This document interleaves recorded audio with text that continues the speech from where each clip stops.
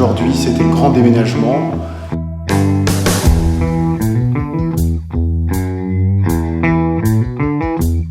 Derrière moi, ce que vous voyez, c'était le mur où je tournais les vidéos d'Rock'n'Roll.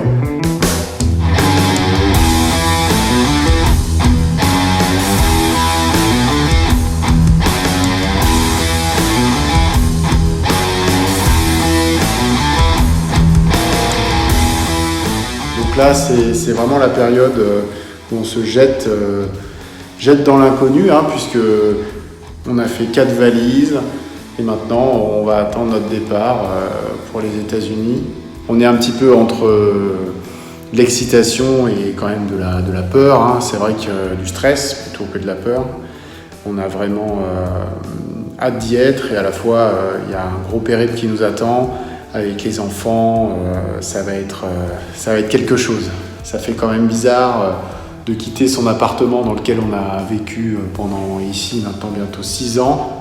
Ça fait partie un petit peu des vicissitudes de la vie, mais c'est vrai que c'est une partie quand même non négligeable, surtout quand on est installé depuis un moment dans un endroit, et puis qu'on travaille, et puis qu'on a ses petites habitudes.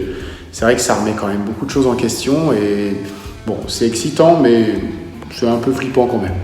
Après, une fois que tout ça a été fait, c'est le moment de partir. Et quand on dit partir, on dit aussi dire au revoir. C'est quand même toujours un peu difficile de dire au revoir à ses parents, à sa famille, à ses amis.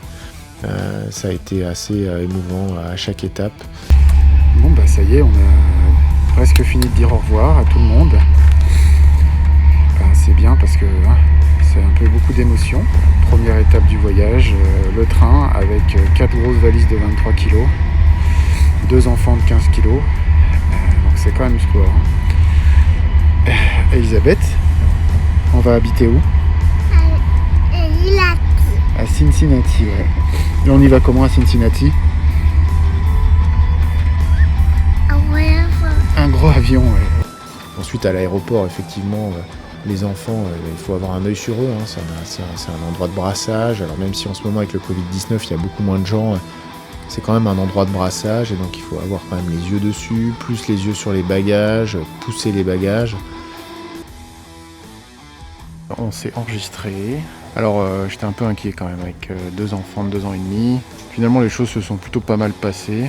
On a été plutôt efficace. On attend pour embarquer dans notre vol. Donc là, il n'y a personne. C'est vraiment le Covid-19, c'est assez marrant parce qu'il n'y a vraiment personne. Je pense qu'on aura de la place dans l'avion et ça, c'est plutôt pas mal. L'attente dans la zone d'embarquement, il n'y a pas eu de problème. De toute façon, les zones sont vides, donc il y a beaucoup d'espace pour les enfants pour jouer. On n'a pas trop de problématiques avec des enfants qui jouent entre les sièges, qui jouent sous les sièges, puisqu'il n'y a personne, donc ils peuvent s'éclater en attendant l'avion. Et ça, c'est plutôt sympa pour eux, c'est une bonne expérience. Bon, ça y est, on est dans l'avion avec Arthur, donc qui est déjà subjugué par un écran, et Elisabeth qui bidouille avec son biberon. Comme vous pouvez le constater, l'avion est parfaitement vide.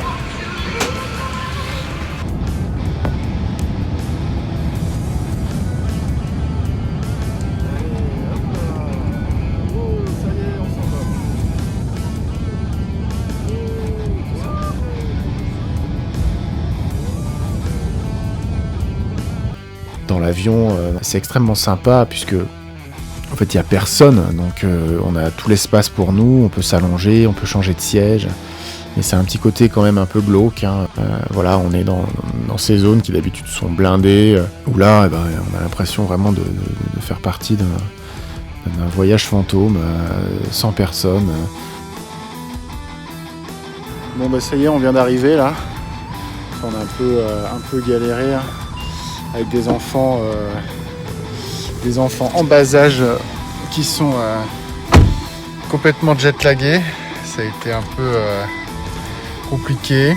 Du coup, j'avais demandé une grosse bagnole pour pouvoir mettre les bagages dans le coffre. Du coup, j'ai une espèce de 4x4 de l'espace, 7 places. Donc je pense que c'est bon, là on a de la place. C'est nickel. Bon là, je vais faire le premier drive chez Wendy's parce qu'on a la dalle, qu'il est 8h. c'est-à-dire 2h du mat, heure française. Donc on est défoncé, mais il faut qu'on mange et après on ira se coucher. On a déjà couché les petits. Voilà, donc une arrivée, bon, ça s'est bien passé quand même globalement. Le voyage avec les petits, on sent qu'ils tirent un peu sur leur réserve, mais ils ont quand même de la réserve, hein. Ils s'endorment pas comme ça, donc c'est plutôt cool.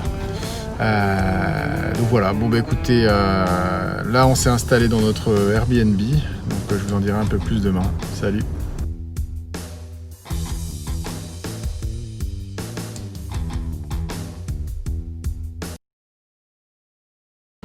Donc là, la nana du drive m'a demandé ce que je voulais, je n'ai rien compris, donc j'ai répété ce que je voulais. Voilà, donc c'est vraiment rien pigé, on verra bien ce qu'elle me donne. Pas compris, pas vu, pas compris quoi.